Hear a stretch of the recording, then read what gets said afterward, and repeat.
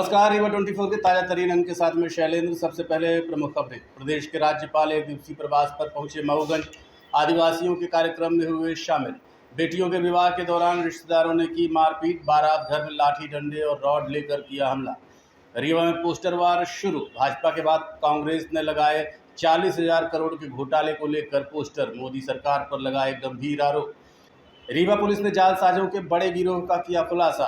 9 बदमाश चढ़े हत्थे और दर्दनाक हादसे में प्रधान आरक्षक की मौत। परीक्षा ड्यूटी से लौट रहे थे घर। इन खबरों सहित अन्य खबरें विस्तार से। 2 बेटियों के विवाह के दौरान मारपीट का मामला प्रकाश में आया है। ये घटना तब घटित हुई जब कुछ रिश्तेदार शादी में न बुलाने से नाराज हो गए और बारात घर पर आकर हमला कर दिया। शादी ब्याह में निमंत्रण देना, आना जाना, शामिल होना, रूठना मनाना लगा रहता है। छोटी छोटी बातें भी होती रहती हैं, कहा सुनी भी होती है, लेकिन सब कुछ शांतिपूर्वक निपट जाता है और फिर 2 परिवार एक हो जाते हैं। लेकिन ताजा मामला रीवा से आया है, जहां 24 फरवरी को एक विवाह घर में शादी के दौरान कुछ रिश्तेदारों ने हमला कर दिया। शिकायतकर्ता शशिकला सेन ने बताया कि उनकी 2 बेटियों का विवाह चल रहा था। इसी बीच चढ़ाव के दौरान उनकी ननद, देवर और परिवार के अन्य लोग आए और महिलाओं से मारपीट करनी शुरू कर दी। पहले तो महिलाओं के बीच बहस हुई, उसके बाद परिवार के लोगों ने कार में रखे हॉकी डंडे और रॉड लेकर प्राणघातक हमला कर दिया, जिसका सीसीटीवी फुटेज भी सामने आया है। साफ दिखाई दे रहा है कि इस तरह से मामूली बहस के बाद अचानक मारपीट उग्र हो गई और हमला हो गया। घटना में परिवार के कई सदस्य घायल हुए हैं। महिलाएं, बच्चे डरे सहमे नजर आ रहे थे। हालांकि मामले की रिपोर्ट महिला थाने में दर्ज करा दी गई, जिसके बाद अब पुलिस जांच में जुटी हुई है। महिला थाना हम आए थे सर, हमारे 2 बच्चियों की शादी थी यहाँ पास मोहन पैलेस गार्डन पे, बिड़वा पे। हमारे घर वाले, हमारे ननद है और हमारे सालेंद्र जीजा है, ये दोनों को हमने बुलाए नहीं थे। और देवर है परसोत्तम, देवरानी है रेखा और जेठानी है रेनू, उनके नरेंद्र वर्मा, और ये लोग इनको बुलाए नहीं गए थे। लेकिन फिर भी ये लोग आए तो हमारी शादी में डॉक्टर तरुण सेन भी हैं और हिमांशु सेन भी हैं। ये हमारे सब लोग आके रात पे शादी पे जैसे चढ़ाव चढ़ रहा था तैसे आके मारपीट ये लोग करने लगे। वजह क्या थी? वजह कुछ भी नहीं थी, हम इन लोग को नहीं बुलाए थे, अपने से लोग आए तो क्या करना चाहते थे? आए तो हो गए, हम लोग को तो जानकारी भी नहीं हो। आए तो मारपीट करने लगे, लड़की के चढ़ाव चढ़ रहा, लड़की से भी लपटने लगे। शादी नहीं करने देना था? शादी नहीं, ये लोग शादी करने को नहीं तैयार थे, करने नहीं दे रहे थे। शादी तो माई मामा कर रहे थे। ये कौन लोग हैं बच्ची के? बच्ची के एक बुआ हैं, फूफा हैं और बच्ची के बड़े पापा हैं, बड़ी मम्मी है, बच्ची के चाची चाचा हैं। अब बच्ची के माँ बाप? बच्ची के माँ बाप हम ही हैं, पिताजी नहीं है, माँ हम ही हैं। तो वो क्यों रोक लगा रहे थे? वो रोक लगा रहे थे, लोग कर रहे हैं तो शादी ना हो पाए। शादी ना करें? हाँ, शादी ना करें। और मैं अपनी भांजियों की शादी कर रहा था, मोहन पैलेस बिड़वा में है, वहाँ पे मैं शादी कर रहा था। 2 भांजियों की बारात एक रीवा से आई थी और एक सतना से आई थी, जिसमें हमारी बहन के जो ससुर थे, देवर थे और उसके नंदोई थे। और एक नंदोई के रिश्तेदार है जिसका नाम है तरुण सेन उर्फ डॉक्टर। ये हमारे घर रात को आया 12 बजे, बोला आप हमको 5,000 रुपये दीजिए। हम लोग उसको पैसे देने से इनकार कर दिए। फिर हमारा कार्यक्रम हो रहा था, 24 तारीख को बारात आई थी और चढ़ाव चढ़ रहा था। तो ये तरुण सेन और शालेंद्र सेन और परसोत्तम सेन, हिमांशु सेन, ये लोग आए 1 बजे रात और कार्यक्रम चालू था, वहाँ पे चढ़ाव चढ़ रहा था। चढ़ाव कार्यक्रम में ये लोग आए और पंडित से पैसे लेकर के भाग रहे थे।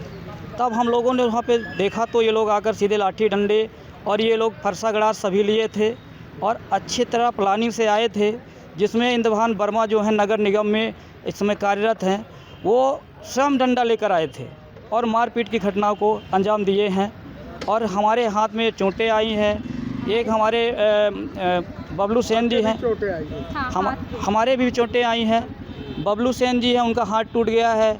हमारी बेटी है, बेटी को उन्होंने लपटा है और लपटने के बाद उसके पूरी चोटें आई हैं। इसमें सबसे बड़ा योगदान शैलेंद्र सेन का और तरुण सेन का, इन्होंने परसोत्तम सेन, ये लोग पहले से लाठी डंडे और गड़ासे के साथ आए थे। विवाद का कारण सर ये था कि हम लोग मामा हैं, हम लोग शादी कर रहे थे और हमारी बहन को वो कभी घर में जाने नहीं देते थे। वो चाह रहे थे कि इन बच्चियों की शादी ना हो, इसलिए वो विवाद करना चाहते थे।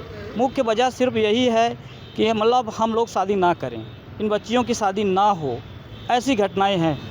बच्ची के पिता यानी हमारे जीजा जी थोड़ा मानसिक तौर से डिस्टर्ब हैं, तो वो शादी कार्यक्रम में आए थे और फिर चले गए थे, क्योंकि उनकी दिमाग की हालत ठीक नहीं रहती है जी।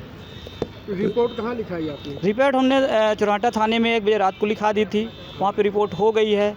इसके बाद हम यहाँ पे महिला थाने आए हैं, यहाँ पे अभी आवेदन देने के लिए आए हैं। महिलाओं के साथ जो ये घटना हुई है सर, यही है। क्या हुआ? यहाँ पे आवेदन देने के लिए आए थे, उन्होंने कहा कि आप संबंधित थाने जो चुराटा वहाँ दे दीजिए। यही है। क्या नाम है आपका? हमारा नाम है गैप प्रसाद नापित, हम लड़की के मामा हैं। और ये जो घटना हुई है इसमें सबसे बड़ा इंद्रभान वर्मा जो नगर निगम में इस समय नौकरी कर रहे हैं, वो ये सब पूरा कार्य उन्होंने करवा रहा है। मध्य प्रदेश के राज्यपाल मंगू भाई पटेल एक दिवसीय प्रवास पर मऊगंज पहुंचे, जहां आदिवासियों के कार्यक्रम में शरीक हुए। खबर मऊगंज जिले के हनुमना तहसील अंतर्गत ग्राम सलैया की है, जहां प्रदेश के राज्यपाल मंगू भाई पटेल का आगमन हुआ। महामहिम द्वारा सिकल सेल रोग के बारे में जानकारी ली गई, जो प्रमुखतः आदिवासियों में पाई जाती है। महामहिम राज्यपाल का अपने काफिले से उतरने के बाद सबसे पहले क्षेत्रीय आदिवासियों द्वारा कर्मा नृत्य से स्वागत किया गया। इसके बाद माननीय ने प्रदर्शनी के बीच पहुंचकर अवलोकन किया। उन्होंने अपने भाषण में सिकल सेल निवारण, रोकथाम व उपचार के बारे में चर्चा की। साथ ही सभी आदिवासी कर्मा नृत्य वालों को धन्यवाद दिया। इस दौरान हितग्राहियों को प्रशस्ति पत्र, चेक और जाति प्रमाण पत्र प्रदान किए गए। महामहिम राज्यपाल मंगू भाई पटेल के आगमन पर पुलिस बल पूरी तैनाती के साथ मौजूद रहा। उनके स्वागत के लिए जिला बीजेपी अध्यक्ष राजेंद्र मिश्रा, विधायक प्रदीप पटेल, रीवा सांसद जनार्दन मिश्रा, जिला अध्यक्ष, पंचायत अध्यक्ष, सरपंच सलैया सहित प्रशासनिक कर्मचारी व हजारों की संख्या में गणमान्य नागरिक उपस्थित रहे। आदरणीय राज्यपाल महोदय आए हैं, मैं ऐसे महामहिम राज्यपाल जी का बहुत बहुत स्वागत वंदन करता हूं।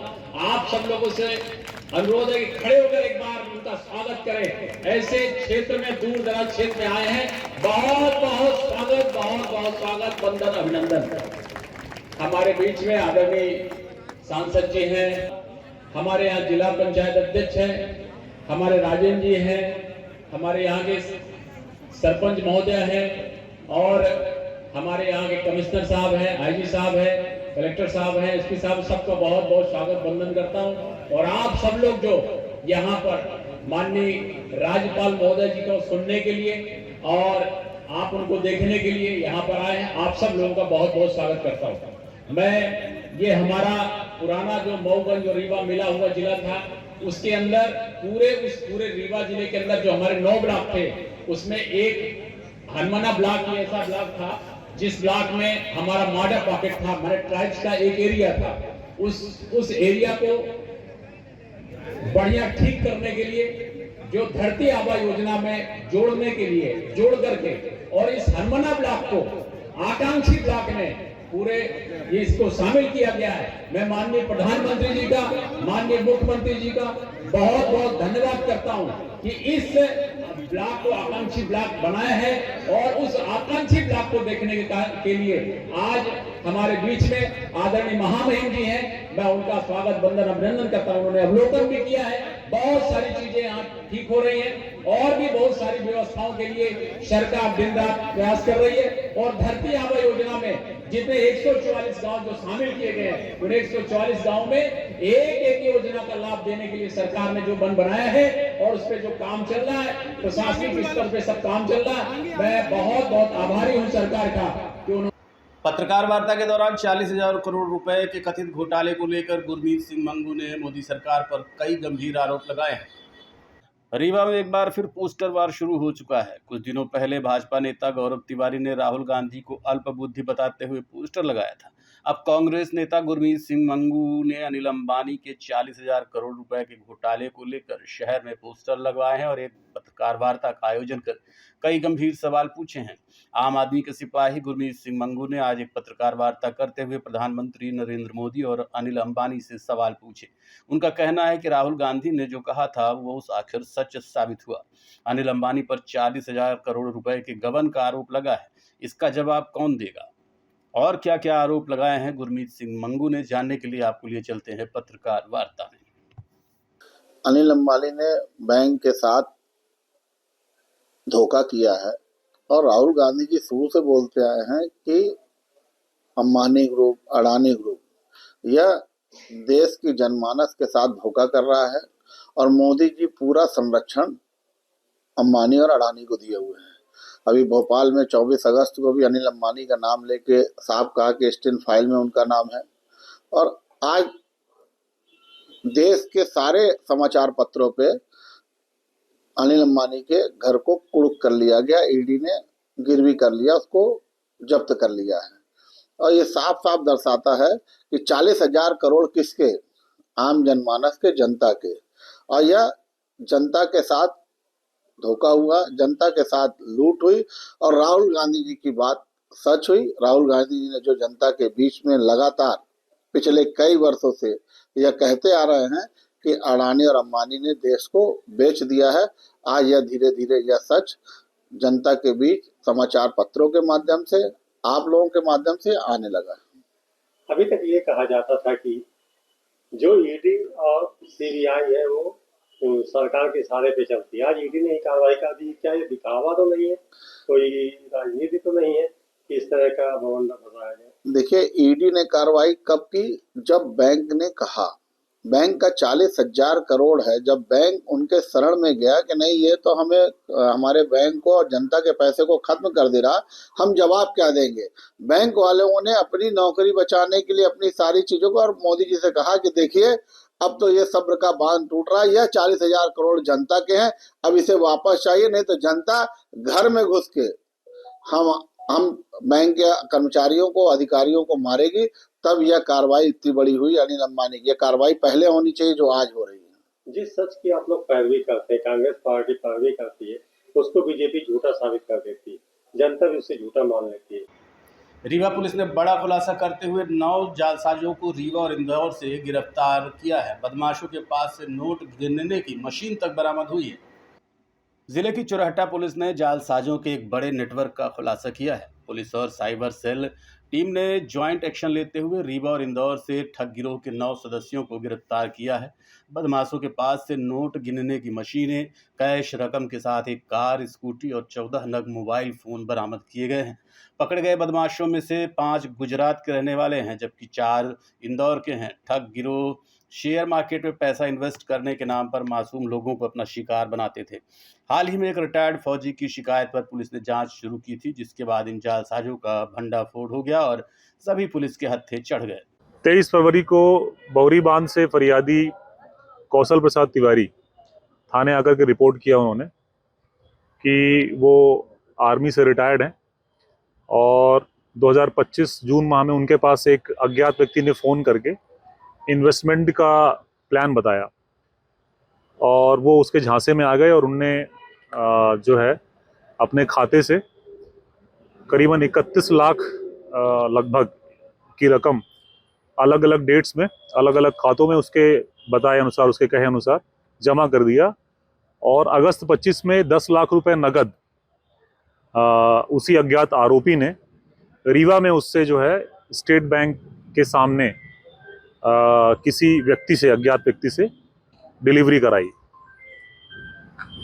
तब तक फरियादी को ये आभास नहीं हुआ कि उसके साथ धोखाधड़ी हो रही है। उसको ये लग रहा था कि वो इन्वेस्ट कर रहा है और उसको वापस पैसे मिलेंगे। लेकिन जब उसने अपने पैसे वापस मांगे तो आरोपी ने ये कहा कि प्रोसेसिंग फ़ीस देनी पड़ेगी और प्रोसेसिंग फ़ीस के नाम पे फिर उसने अभी तक उसको लटकाए रखा और फिर से 13,30,000 रुपये की रकम की मांग की और तब जाकर के फरियादी को ये आभास हुआ कि उसके साथ धोखाधड़ी हो गई है और तब उन्होंने पुलिस को सूचना दी। तत्काल FIR दर्ज की। उसके बाद वरिष्ठ अधिकारियों के निर्देशन में 2 टीमें बनाई गई, जिसमें साइबर सेल रीवा की टीम थी और थाना चौरहट्टा की संयुक्त टीम थी। दोनों टीमों ने रीवा और इंदौर में अलग अलग स्थानों में दबिश दे करके 9 आरोपियों को गिरफ्तार किया है। सभी से पूछताछ के बाद मामले का खुलासा हुआ है और सभी को आज न्यायालय में पेश किया गया है। सभी किस तरह का इन्वेस्टमेंट कर रहे थे और किस तरह से ये झांसे में आए थे? ये जो है कोई वाइडन नाम की ट्रेडिंग कंपनी का झांसा दिया, चूँकि जो फरियादी हैं वो ट्रेडिंग से इतने अवगत नहीं है और उनको पता नहीं था, तो वो आसानी से उसके झांसे में आ गए और उन्होंने उसके कहे अनुसार अलग अलग बैंक खातों में राशियां जमा कराई हैं। कितना मसरूका जब्त हुआ है, कितने पैसे? अभी तक जो है हमने, क्योंकि ये साइबर क्राइम है, इसमें एक लंबी चेन हमको मिली है और हमने कुछ पार्ट को कवर कर लिया है। अभी बहुत सारी इसमें इन्वेस्टिगेशन बाकी है और जो खातों में राशि जमा हुई है उसके लिए हमने बैंकों को पत्राचार किया है और साइबर सेल के माध्यम से हम उसको भी रिकवर करेंगे। अभी ये जो लिंक है, ये जो नगद राशि उससे ली गई थी उसके माध्यम से ये लिंक हमने डेवलप की है और 9 आरोपी जो है हमने गिरफ्तार किए हैं। देखते रहिए Rewa 24 news city cable network. मिलते हैं छोटे से ब्रेक के बाद। शर्मा की दुल्हन जब ब्याह के आई, संग रीवा ज्वेलर्स का हार ले आई। छा गया नाम शर्माइन का गहना, हाय रे शर्माइन का गहना, हाय रे शर्माइन का गहना। शर्मा ने बहन का ब्याह रचाया, रीवा ज्वेलर्स का सेट फिर से ले आया। बन गया वो मिसराइन का गहना, हाय रे मिसराइन का गहना, हाय रे मिसराइन का गहना। मिसराइन का बेटा अफसर बन गया, पत्नी के गले में आईना चमक गया। बन गया वो अफसराइन का गहना, हाय रे अफसराइन का गहना, हाय रे अफसराइन का गहना। शर्माइन की बिटिया डोली चढ़ गई, हार पे डायमंड की रोशनी जग गई। बन गया नई बहुराइन का गहना, हाय रे बहुराइन का गहना। रीवा से लेकर विंध्य तक छाया, हर शादी में रीवा ज्वेलर्स का नाम आया। पीढ़ी दर पीढ़ी विश्वास से जगाया, रीवा ज्वेलर्स ने हिस्सा निभाया। कोई ब्याह कराए या न कराए, हाय पर गहना बनाए तो रीवा ज्वेलर्स से बनाए। सीधी जिले में हाथियों के आतंक के बाद अब मऊगंज जिले में हाथियों की दस्तक ने किसानों की चिंता बढ़ा दी है। देखिए मऊगंज से हमारे संवाददाता अतुल मिश्रा की यह खास रिपोर्ट। रीवा जिले में नील गायों के देखे जाने के बाद अब मऊगंज जिले से हाथी के देखे जाने की खबर सामने आ रही है। इसके पहले सीधी जिले में भी हाथी देखे गए थे। बीते कुछ दिनों से हाथियों का आतंक जगह जगह सुनने में आ रहा है, जिसमें कुछ समय से सीधी जिले के क्षेत्र प्रभावित रहे। वहां हाथियों द्वारा काफ़ी आतंक मचाया गया, जिसमें गरीब किसान काफ़ी प्रभावित हुए। सीधी में उपद्रव मचाने के बाद अब हाथियों का समूह मऊगंज में देखा जा रहा है। मऊगंज के हनुमना तहसील अंतर्गत बालभद्रगढ़, उकसा व बहियारी, बामनगढ़, 84 क्षेत्रों में हाथी देखा गया, जिससे स्थानीय लोगों में डर का माहौल बना हुआ है। साथ ही प्रशासन के लिए भी एक चुनौतीपूर्ण स्थिति है। सवाल ये है कि बार बार मीडिया द्वारा ध्यान दिलाए जाने के बाद भी प्रशासन आखिर इस संबंध में कर क्या रहा है। रीवा नगर निगम क्षेत्र में अवैध अतिक्रमण को लेकर एक बार फिर विवाद गहराता नजर आ रहा है। वार्ड क्रमांक 26 के रहवासियों ने आयुक्त को ज्ञापन सौंपकर कार्रवाई की मांग की है।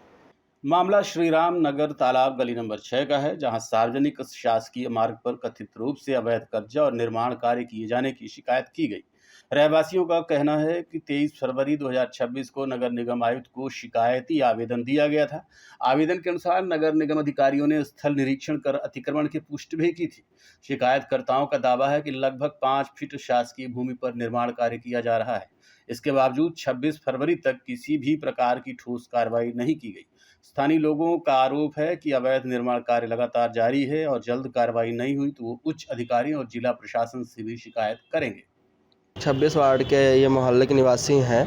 वार्ड क्रमांक 26 में श्रवण कुमारी स्कूल के पीछे अवैध रूप से रास्ता का अतिक्रमण किया जा रहा है, जबकि वहाँ पे उनका जो प्लाट है 50 फीट का है, लेकिन वो अतिक्रमण कर रहे हैं 55 फीट पे, जबकि आने जाने के लिए बड़े वाहन नहीं आ जा सकते हैं, एम्बुलेंस नहीं आ जा सकती, आवागमन पूरी तरह से बाधित हो रहा है। पूर्व में 23 तारीख को शिकायत किए थे, जिसमें से नगर निगम आयुक्त महोदय जी ने यहाँ के प्रशासनिक अधिकारियों को, अतिक्रमण वालों को वहाँ पे भेजे थे जांच रिपोर्ट के लिए।